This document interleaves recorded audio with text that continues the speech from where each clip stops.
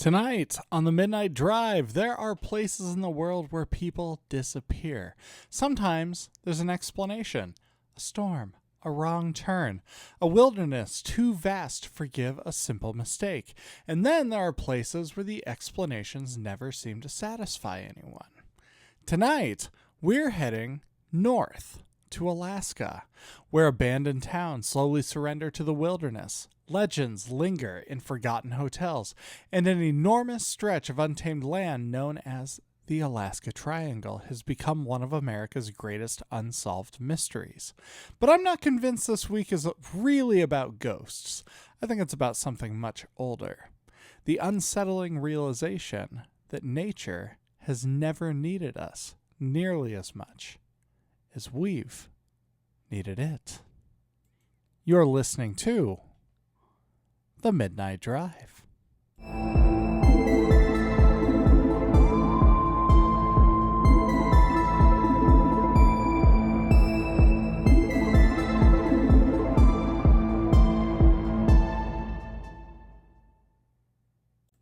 I've always been fascinated by maps. Not because I'm particularly good at reading them. If I'm being honest, GPS has probably done more for my confidence than my sense of direction. But maps have a funny way of making the world feel manageable. A blueprint tells you where the river is. A green patch tells you where the forest begins. Tiny dots represent entire towns. Roads become thin little threads connecting one place to another. From 30,000 feet, everything looks wonderfully organized. Then you visit a place like Alaska, and suddenly you realize the map has been lying to you. Not intentionally, it simply cannot communicate the scale. You can stare at Alaska on a map your entire life and still be completely unprepared for what it actually feels like to stand there. The mountains are larger, the forests are denser, the distance are almost impossible to comprehend.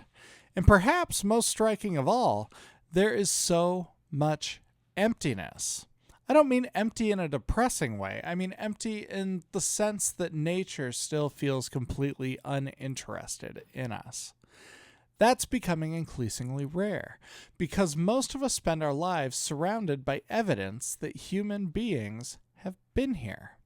Streetlights, power lines, coffee shops, cell towers, traffic. Even when we're alone, we're rarely far from civilization. Alaska has a way of reminding you that civilization is actually the exception, not the rule. I've been thinking about that because one of the most unsettling places in North America isn't a haunted house.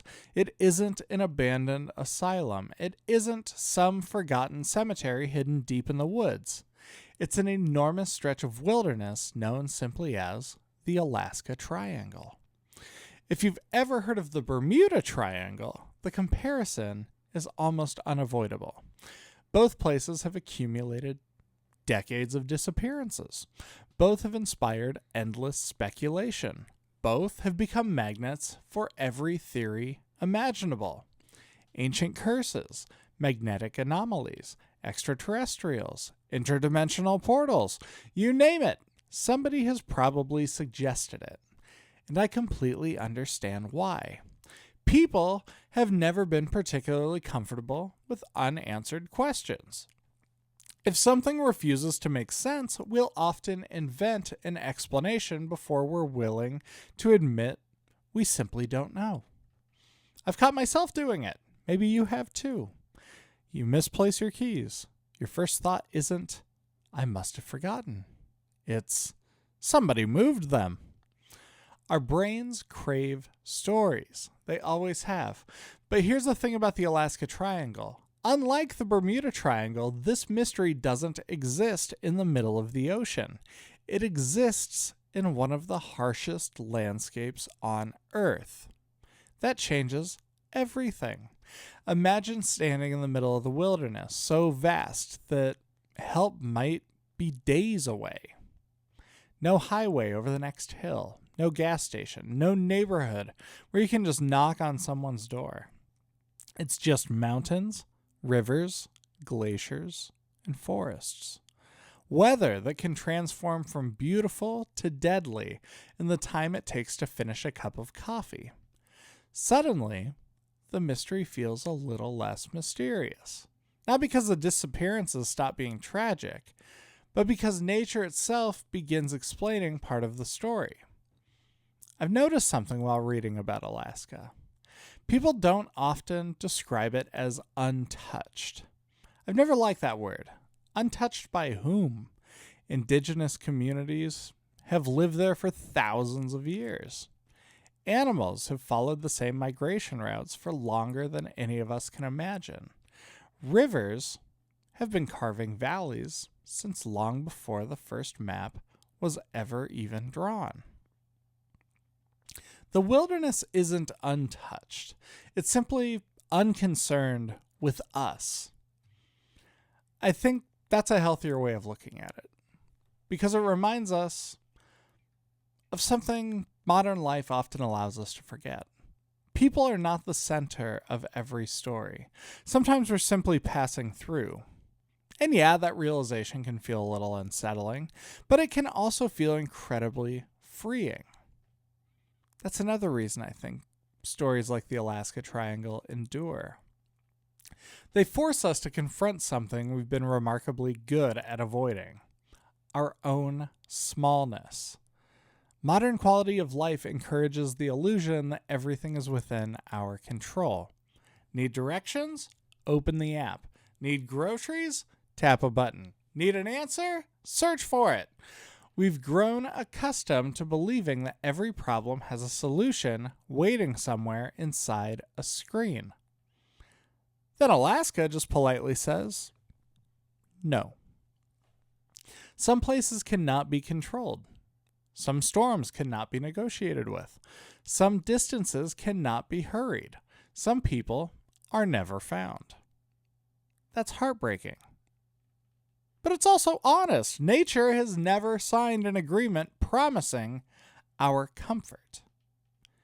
Maybe that's why I don't find the Alaska Triangle frightening in the traditional sense. I don't picture monsters hiding behind trees. I picture something much more humbling.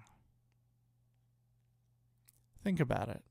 A landscape so unimaginably large that it refuses to revolve around us. And somehow, I think that's what keeps people telling these stories. It's not because they prove the paranormal. It's because they remind us that mystery still exists. Not every unanswered question needs an immediate explanation. Not every disappearance becomes a documentary. Not every silence is waiting to be filled. Sometimes the wilderness simply remains the wilderness. And maybe that's enough. There's something I've noticed about ghost towns. They're almost never frightening when you see them in photographs. Have you noticed this? You look at an old black and white picture online and think, that's interesting. Maybe you zoom in on an abandoned storefront, a weathered church, a rusted truck that's been sitting in the same place for 70 years. Then you move on with your day. But standing in one, that feels different because photographs cannot capture absence. Sure, they can show you empty buildings. They can't show you what those buildings were supposed to sound like or feel like. I've always thought that's what makes ghost towns so unsettling. It's not what remains. It's what doesn't. Imagine walking down a dirt road lined with buildings that once held hundreds and hundreds of people.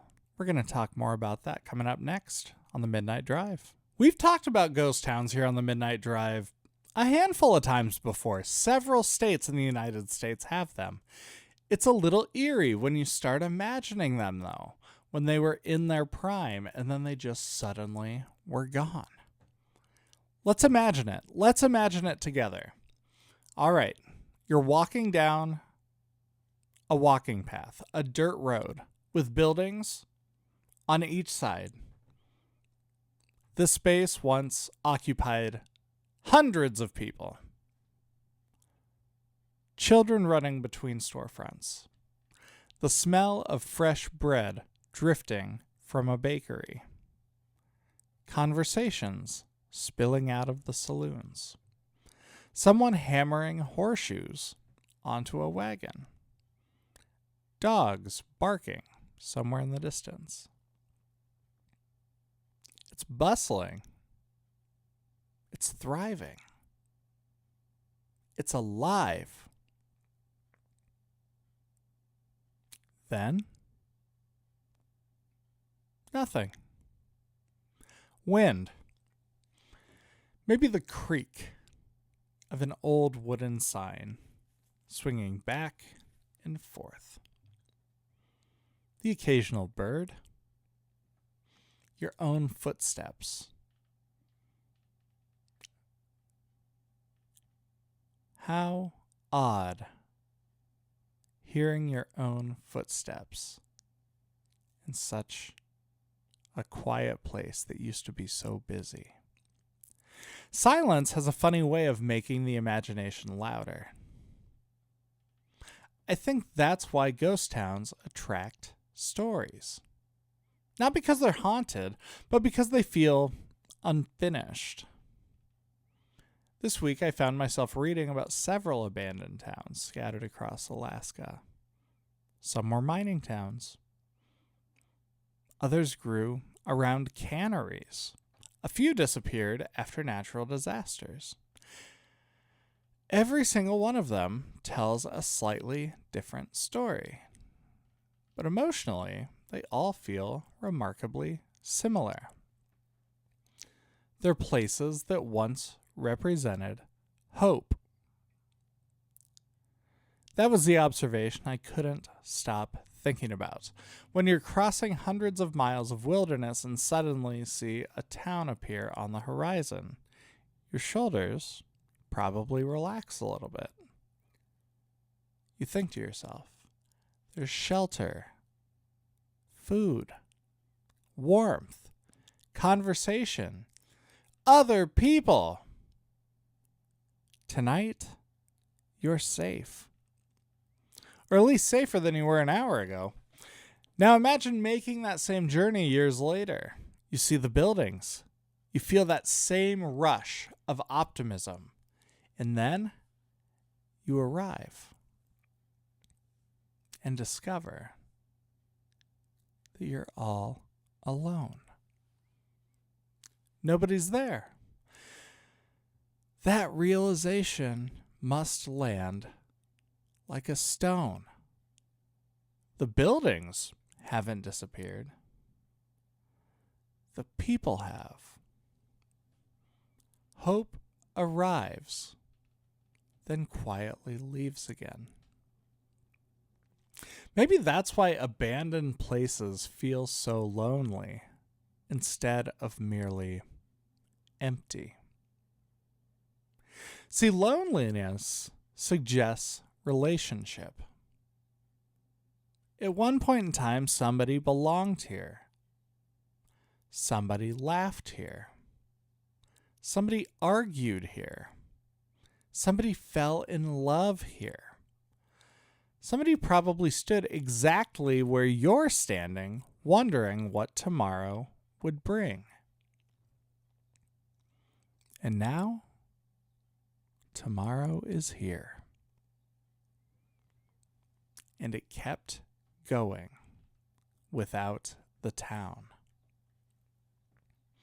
I've wondered if that's why abandoned places affect us differently than buildings under construction. Both are unfinished in a sense.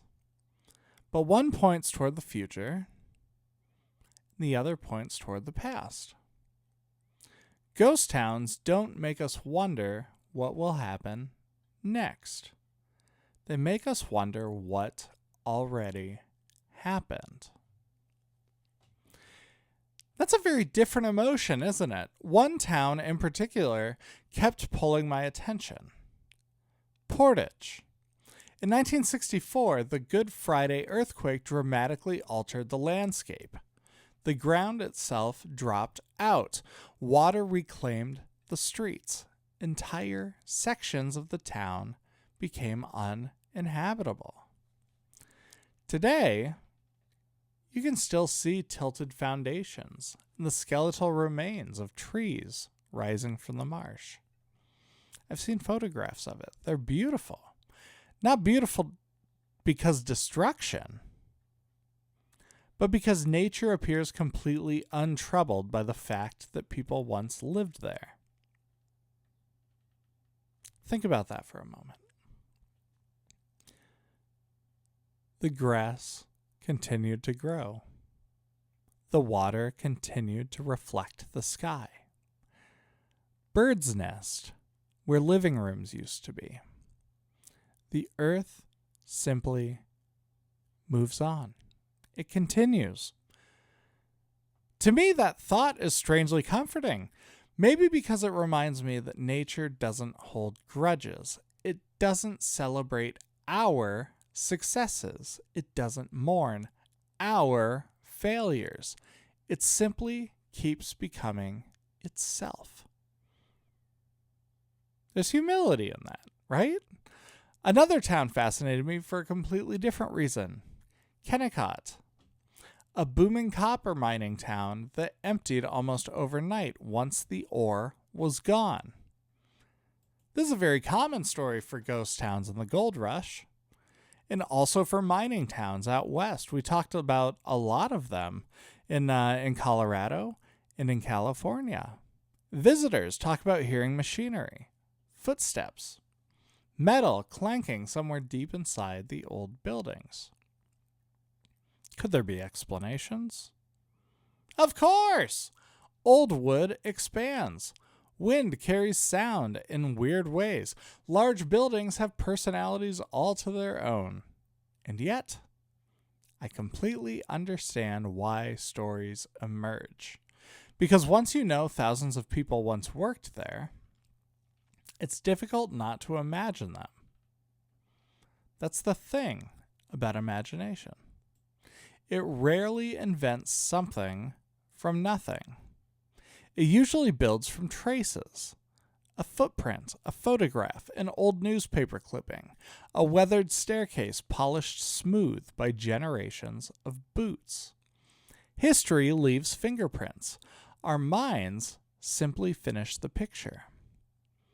I think that's healthier than pretending every unexplained sound must be supernatural. Sometimes the most interesting explanation is memory. Not personal memory, collective memory. The knowledge that people lived here, worked here, dreamed here, and failed here. That awareness changes the way we experience a place. I've noticed the same thing walking through old neighborhoods. Sometimes nothing unusual happens at all. And yet the air feels heavy, not haunted, meaningful. There's a huge difference there. Maybe that's why I don't find ghost towns frightening. I find them to be honest. They quietly remind us that every thriving city begins as an idea, and every city eventually will become something else. Not necessarily abandoned, but changed. Stores close, families move, roads shift, industries disappear. Life keeps moving. The town either moves with it or it doesn't. Perhaps that's the real ghost story. Not spirits lingering in abandoned buildings, but the realization that permanence has always been an illusion. Maybe that's what Alaska whispers to us so well. We'll have more next on the Midnight Drive. Now, consider this. When you take us out of the equation, people, then perspective starts to set in a little bit, okay? The wilderness is not waiting for us. It isn't angry with us. It isn't impressed by us either. It simply waits patiently until one day the silence returns. I've noticed something curious about the haunted hotels in Alaska. They're almost always introduced the same way. This room has a history.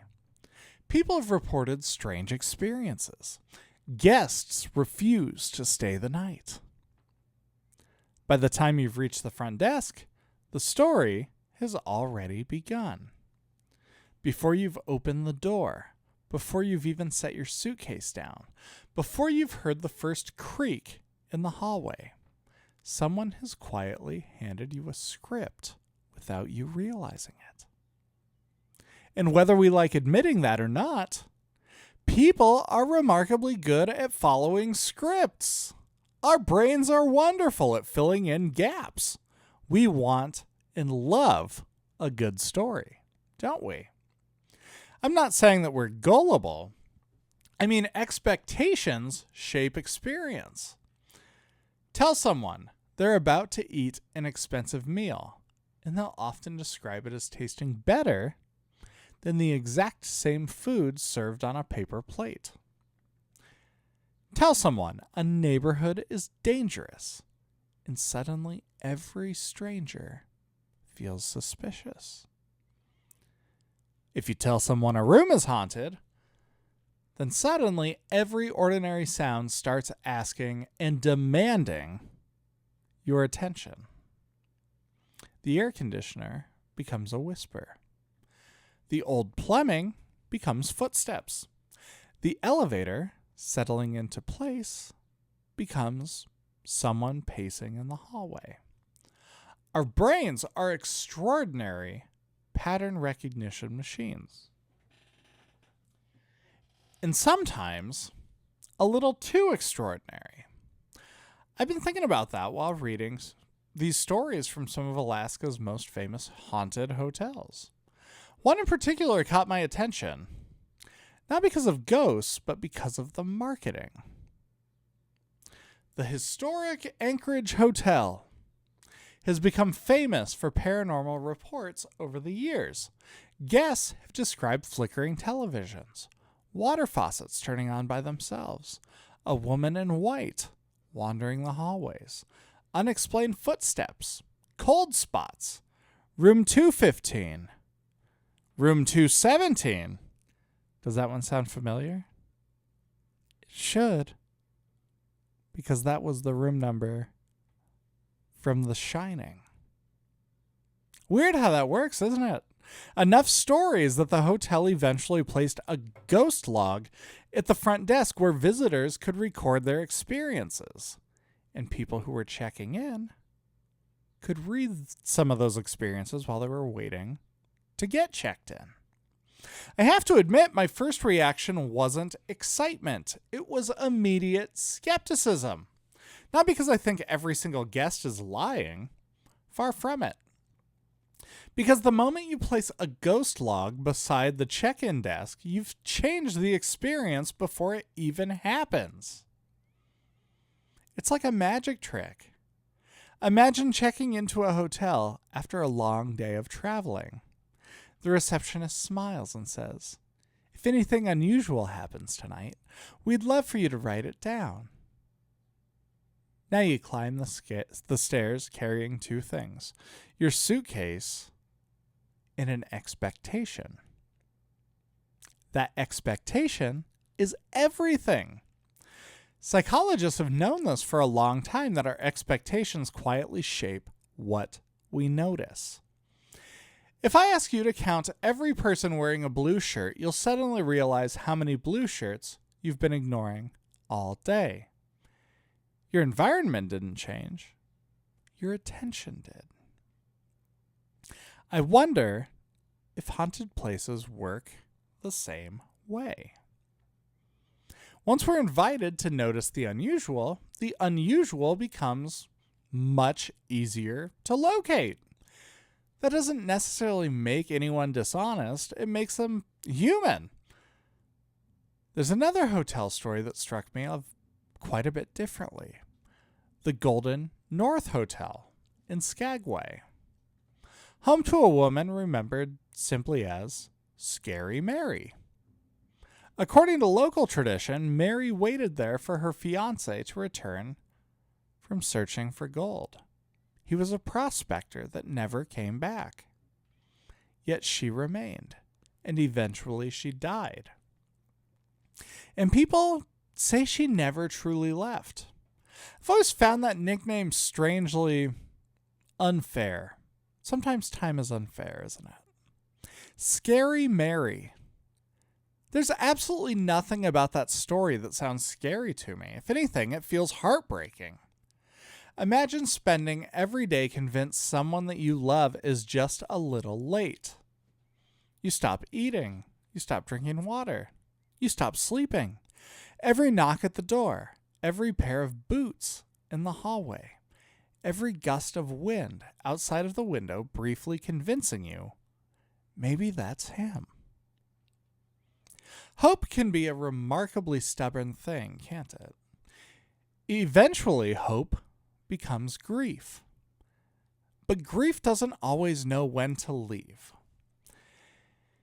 If someone told me that they sensed a heavy sadness in a room, I'd probably believe that they genuinely experienced something. Not necessarily a ghost, but places have histories, and history has emotional weight. I've walked through old churches where the silence felt different. I've stood in battlefields where conversations naturally became quieter. I visited cemeteries where laughter somehow felt out of place, without anyone needing to say a word. The buildings hadn't changed me. The stories had. And then there's Lydia. A woman said to remain inside the Red Onion Saloon because she loved it so much, and she simply never left. I'll be honest, that explanation doesn't sit well with me. It's not because I know what happened, because I don't. But whenever history tells me someone working under difficult circumstances was perfectly happy exactly where they were, I instinctively become very cautious. History has a habit of polishing rough edges. Sometimes it transforms complicated lives into tidy legends, because tidy legends are easier to sell. That doesn't mean Lydia's story is false. It just means I think she probably deserved more complexity than a sentence on a tourism brochure. After all, real people usually do, right? That's another thing Alaska has been quietly teaching me over the course of this week. Not every story survives intact. Some become folklore. Some become marketing. Some become family history. Some disappear completely. And somewhere along the way, we begin confusing repetition with certainty. Just because a story has been told 1,000 times doesn't necessarily make it factual. But it does make it meaningful. That's an important distinction. Meaning isn't always located inside literal events. Sometimes it's found in the reason a community keeps telling the story in the first place. Maybe Scary Mary survives because people recognize devotion. Maybe Lydia survives because people recognize loneliness. Maybe haunted hotels survive because old buildings naturally invite imagination. Or maybe all of those things are true at the same time. We're going to finish up our segment here, coming up next on The Midnight Drive. Stories much like the hotels, like the Alaska Triangle, like the ghost towns, have a funny way of outlasting the people who first built them. And maybe that's the haunting that we should pay the closest attention to.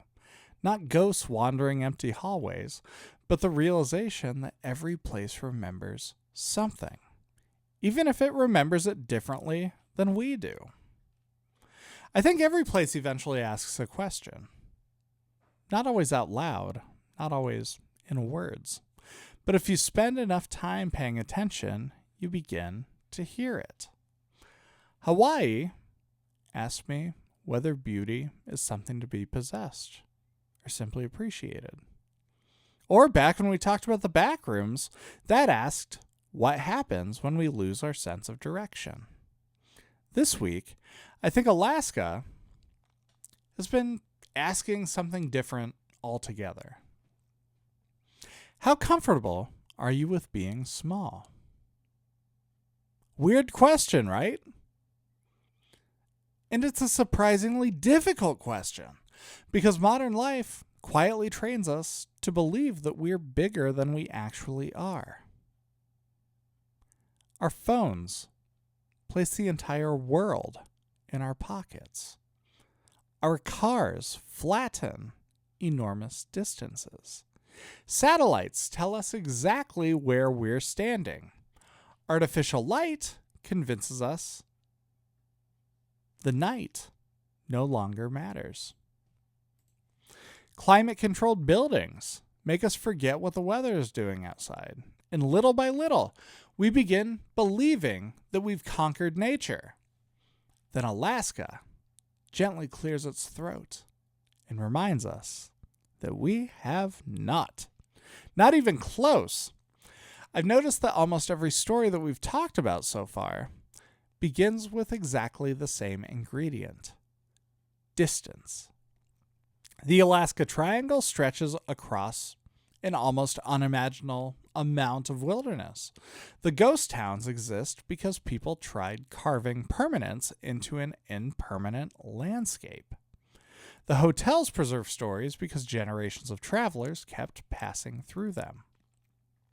Even the people themselves often seem temporary. Prospectors arrive, miners leave, businesses open, communities disappear, the wilderness remains. I think that might be the first thing Alaska whispers to anybody who visits. Not that we as people are insignificant, but that people are temporary. Temporary things can still feel meaningful. A sunset lasts only a few minutes. That doesn't make it unimportant. It's still very beautiful. A conversation over coffee may only last an hour. But sometimes it can change your life. Maybe permanence has never been the point. Maybe presence is the point. I've also noticed something while wandering through these stories. None of them really needed ghosts. Not a single one of them. The Alaska Triangle is compelling because uncertainty exists. Ghost towns are moving because hope once lived there. Scary Mary is heartbreaking because love waited longer than it should have. Lydia reminds us that history often becomes simplified until only the legend remains. Even the historic Anchorage Hotel became more interesting to me when I stopped asking whether it was really haunted and started asking why we wanted it to be so much. Every story became richer the moment certainty stepped aside. I've been thinking about something I wrote in my field journal earlier this week. I found myself describing ghost towns as lonely instead of haunted. It surprised me a little bit But then, like, when I step back, it really doesn't. I mean, ghost towns, it is isolation. They are lonely places. It's not that profound. But loneliness feels different. It hits different. Haunting suggests something refuses to leave. Loneliness suggests someone already has. Because loneliness doesn't always belong to abandoned buildings. Sometimes it belongs to us. Maybe that's why empty spaces affect us so deeply. We project ourselves into them. We imagine the conversations, the routines, the ordinary Tuesday afternoons that used to happen there. And in doing so, we remember that every place we love is only borrowed. Our homes, our favorite restaurants, the coffee shop where someone knows our order, the neighborhood where our kids grew up. One day, those places will belong to someone else. Not because we failed, because that's just what time does. It keeps moving. And I think Alaska understands that better than most places. Not because it's cold, not because it's isolated, but because it's watched people come and go for thousands of years. The mountains don't become sentimental when another generation arrives. The rivers don't slow down because someone built a town nearby. The forests don't hold meetings to discuss human history. Nature simply continues. There's a strange comfort that comes from that. Maybe because it reminds me that the world doesn't depend on me nearly as much as I sometimes imagine. That isn't depressing, it's liberating. It means I don't have to control everything. I don't have to understand everything. I don't have to solve every mystery before I can appreciate it. That's become a recurring theme on the show. The older I get, the more suspicious I become of certainty. Not because truth doesn't matter. It absolutely does. But certainty often arrives too quickly. Wonder usually takes its time. Wonder asks another question. Wonder lingers. Wonder allows silence to finish the sentence. Maybe that's why I enjoy folklore so much. Not because I believe every story literally happened, because every story reveals something about the people who kept telling it. The Alaska Triangle tells me people are uncomfortable with unanswered questions. Scary Mary tells me love doesn't always know when to stop waiting. Ghost towns tell me hope can disappear much faster than buildings. The historic Anchorage Hotel tells me expectation shapes experience. Those ideas remain valuable, whether ghosts exist or not.